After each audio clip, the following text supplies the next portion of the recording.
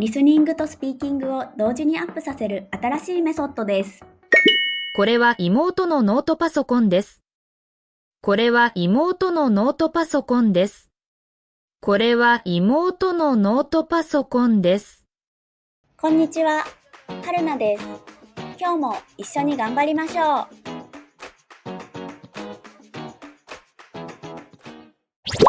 毎日の動画を続けるために高評価ボタンで応援お願いします。まずは3つのスピードで聞いてみましょう。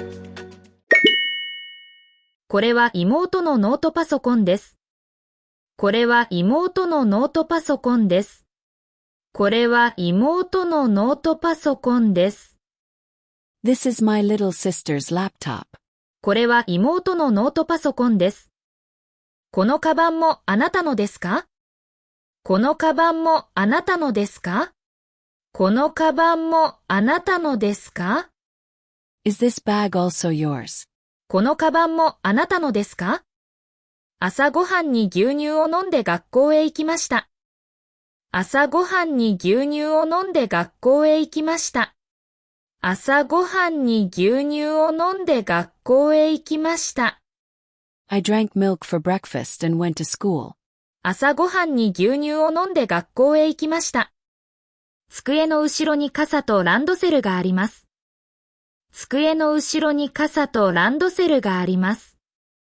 机の後ろに傘とランドセルがあります。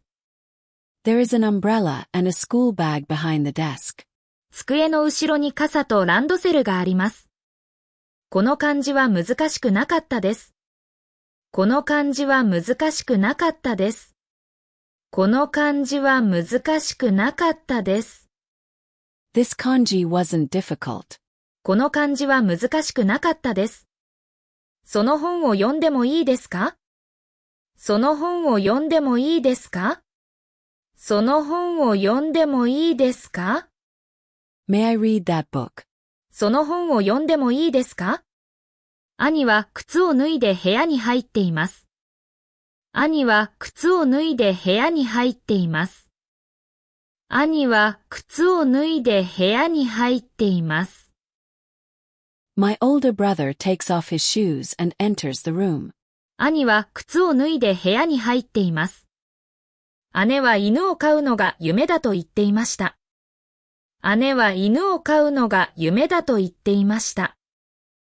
姉は犬を飼うのが夢だと言っていました。My older sister said her dream is to have a dog. 姉は犬を飼うのが夢だと言っていました。冬休みの前にお金を下ろしました。冬休みの前にお金を下ろしました。冬休みの前にお金を下ろしました。I withdrew money before winter break. 冬休みの前にお金を下ろしました。スマホを使いながら歩くのは危ないと思います。スマホを使いながら歩くのは危ないと思います。スマホを使いながら歩くのは危ないと思います。I think walking while using a smartphone is dangerous. スマホを使いながら歩くのは危ないと思います。今度はフレーズを繰り返して練習しましょう。これは妹のノートパソコンです。このカバンもあなたのですか？朝ごはんに牛乳を飲んで学校へ行きました。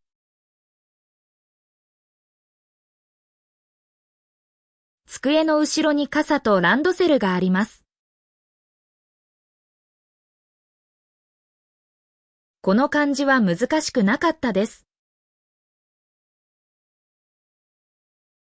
その本を読んでもいいですか？兄は靴を脱いで部屋に入っています。姉は犬を飼うのが夢だと言っていました。冬休みの前にお金を下ろしました。スマホを使いながら歩くのは危ないと思います。